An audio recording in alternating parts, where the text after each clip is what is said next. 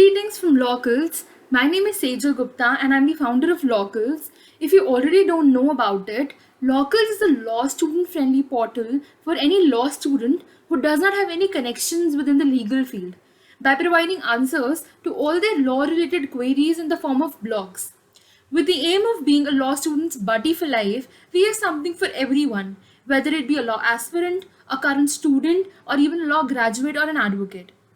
If you haven't already visited our site, go click on the link below, not right now but after watching this video.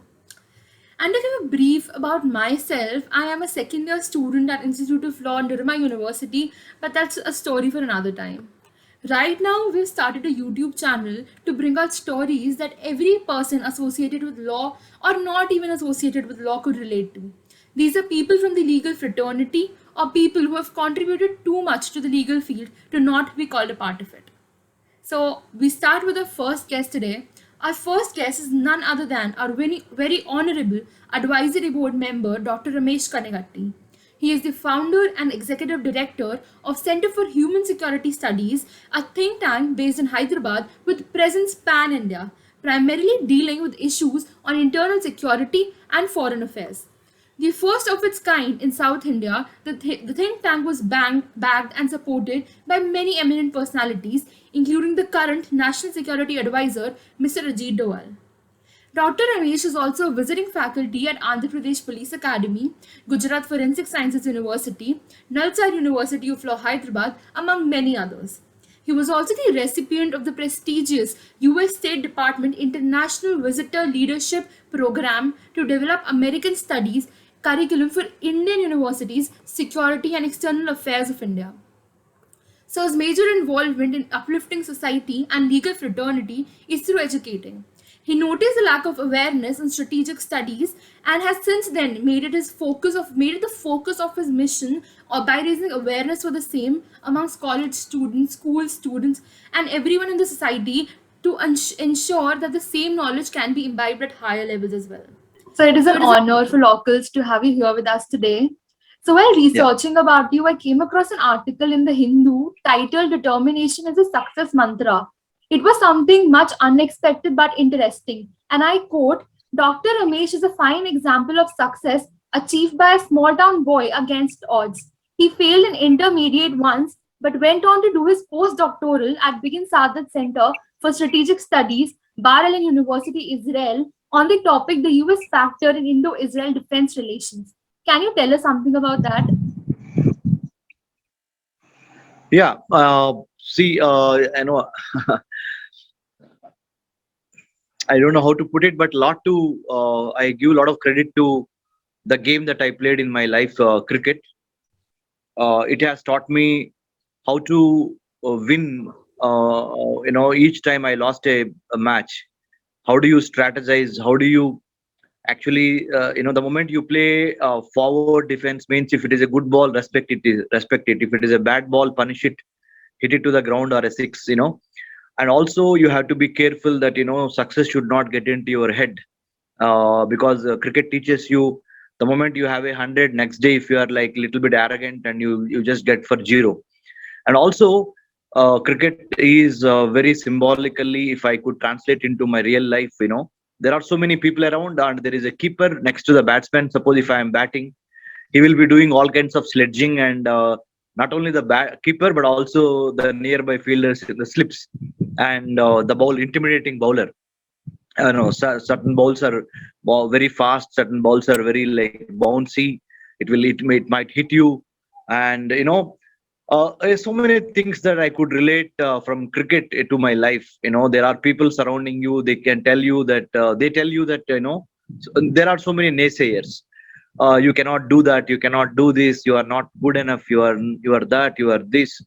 That happens pretty much in cricket ground. When I am playing cricket, so I have really translated that into my real life situations. My dad is an agricultural laborer. So till my grad, I was in Telugu medium. For the first time that I have ever spoken in the language, English, was when I was 22 in my MA program.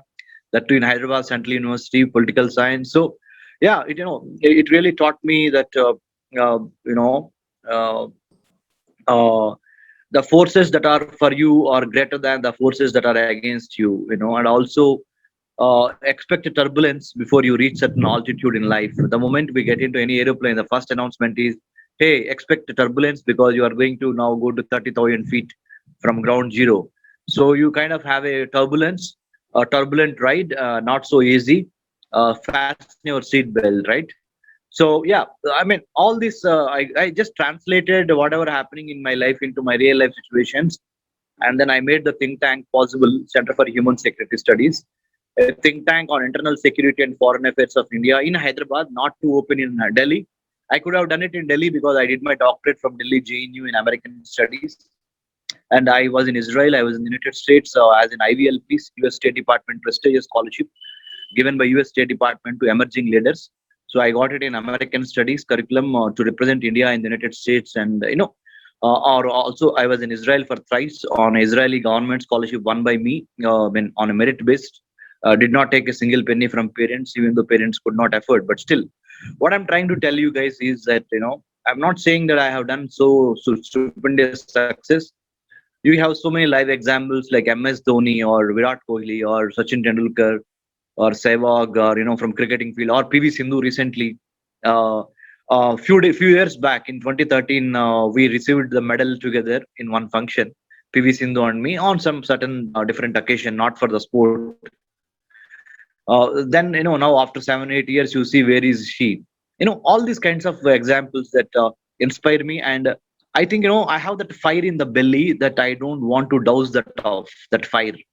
So that fire in the belly, that passion to make it big and to have one word in the history book, like Barack Obama or Ambedkar or Bhagat Singh or Nehru, Gandhi, or our own Prime Minister now, from a tea seller to the Prime Minister of India. See, you have a number of examples if you are open and receptive about what's happening around you, and if you are sensible enough to accommodate both the poor people, I mean, haves and have-nots.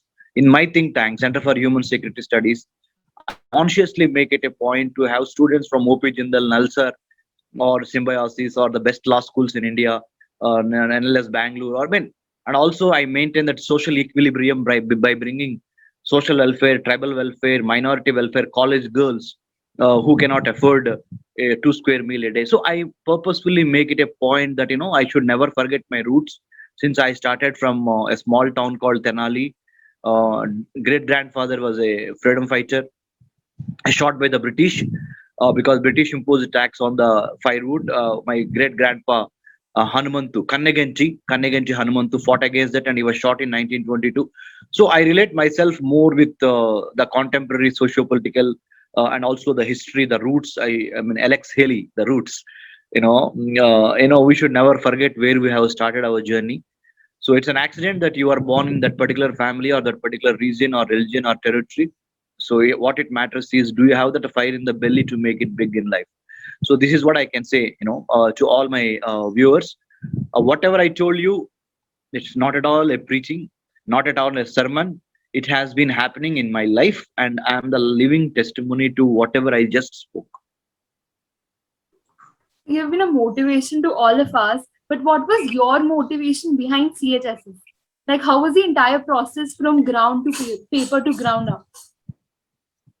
Yeah, I am glad, Sejal, that's a wonderful question.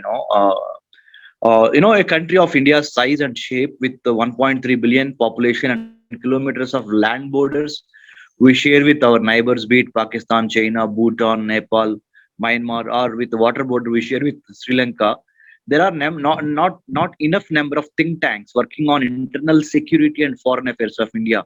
Like we have few think tanks in Delhi, but given India's size and shape, believe me, the kind of socio-economic challenges, there are so many issues happening in India, geopolitically also and also internally. We are well short of having a think tank to work on these areas, and motivate youth to take up these kind of studies, strategic studies, defense studies, foreign policy studies.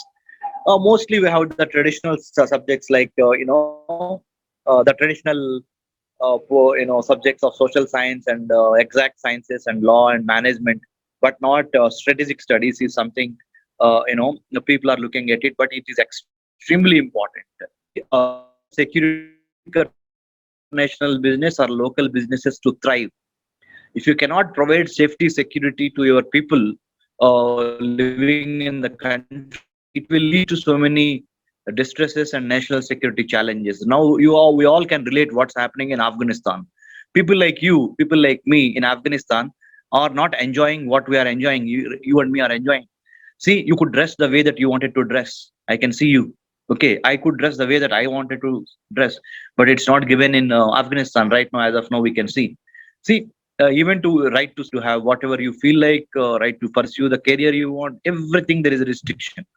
So these think tanks are generally a policy research policy options we give by doing research on society, economy, polity, foreign policy, defense, strategy, security, and also human security issues like food security, water security, coastal security, environmental security, women-related security, for women protection and children protection. All these things, if you can stop at the bud, these problems emanating from human security, then it will not grow into national security challenge. So there is a connect between national security and human security, going by conceptually. It's like heads and tails to a coin. So the politicians also should have that balance of maintaining both human security needs versus national security wants. Money is too much spent on arms and ammunition rather than spending money on basic infrastructure like food, health, water, education, and other stuff. Poverty elevation. So I felt it is my calling. It is my calling. I purposefully, consciously saying it is my calling to start a think tank in southern India and northern India का बीच में Hyderabad है.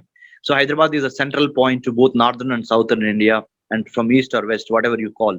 So I felt, this is my calling, to start a think tank and empower students on internal security, foreign affairs, so that I am able to give them a geopolitical, geostrategic perspective to understand the global happenings, because we are living in a liberalization, privatization, globalization, Googleization, and we are moving towards Chinization.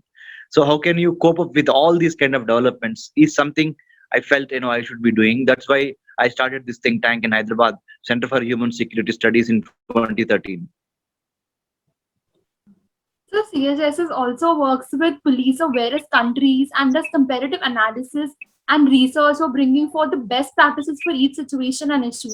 And your belief of maintaining a symbiotic relationship between the governments, the legal industry, as well as academics is what sets you apart from others, is what I feel. So, what led you to reaching this area of defense relations and counter-terrorism in the first place?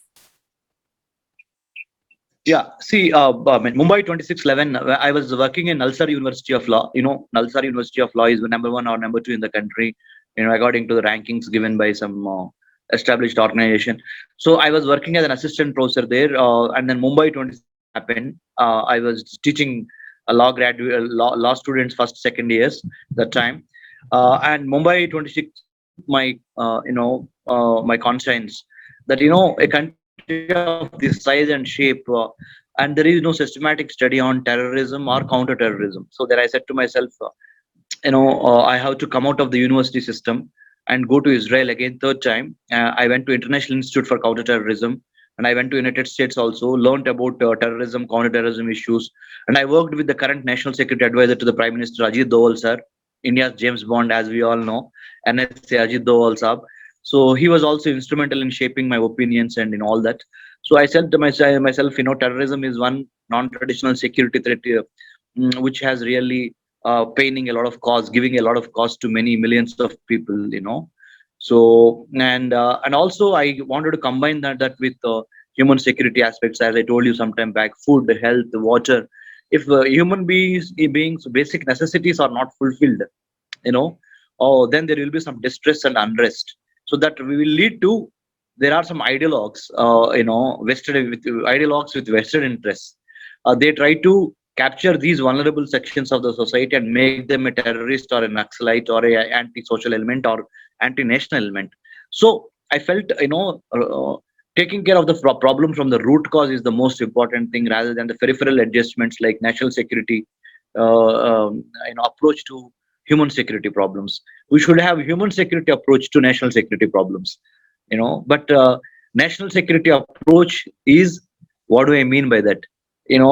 constitutionally driven, rule bound, force, all that stuff comes into picture to address the human security challenges.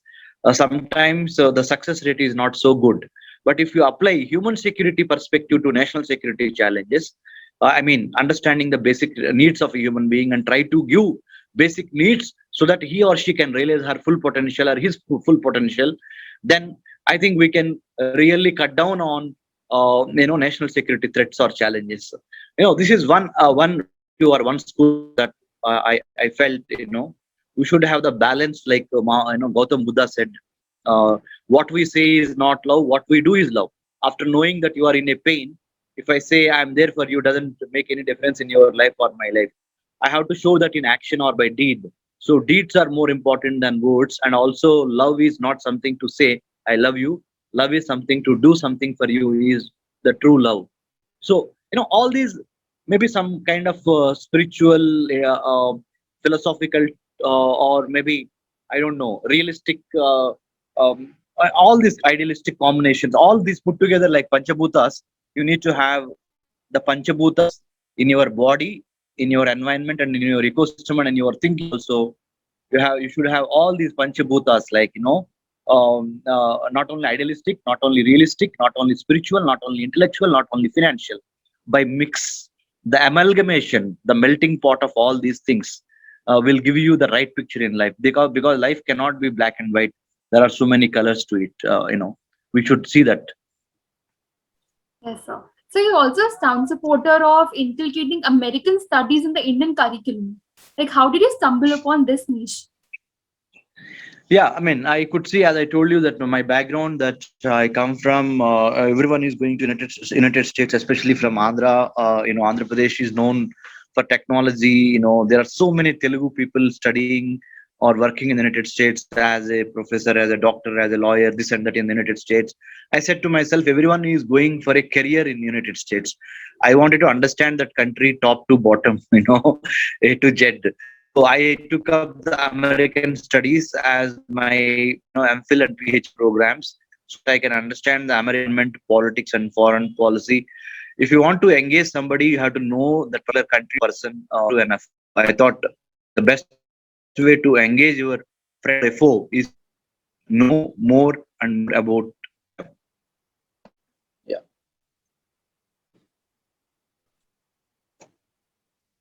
Yeah. yeah, Yes, sir. yeah. I hope. Yeah. So you also have a lot of publications on the U.S. defense relations with other nations. What do you feel is a crucial factor in the same that is often overlooked? Can you please repeat the question? Yes. So you have a lot of publications on U.S. defense relations with other nations. What do you think is a crucial factor in the same that is often overlooked by people? Yeah, generally, defense and security and strategy, when we make, generally, people feel, emotions do play an important role in international relations. Emotions do not play. No permanent friends and no permanent enemies in international relations. Only interests of that particular country at that particular point of time matter more. So when you actually look at the defense relationship between two countries, two states, two sovereign states, the hard realities of that day matter more than any other thing. So that aspect is overlooked by many, and feel, oh, why United States is not supporting India? India is doing so much to United States, or why America is not supporting India. Indians generally, we do think, why Americans are not supporting, why are they giving so much of money to Pakistan? Pakistan is causing a problem to India. Why should they invest so much money in Pakistani, defense, or Afghanistan or Iraq, or why they are not giving to us, or why they are giving so much money to Israel, not to India? There are all these things, generally do not come into the emotional aspects of it. Uh, there are hard realities behind every penny or every dollar that is being spent from American point of view. So without understanding that, we generally sort of taken for granted or overlook or ignore certain aspects of a relationship between a superpower and an emerging power.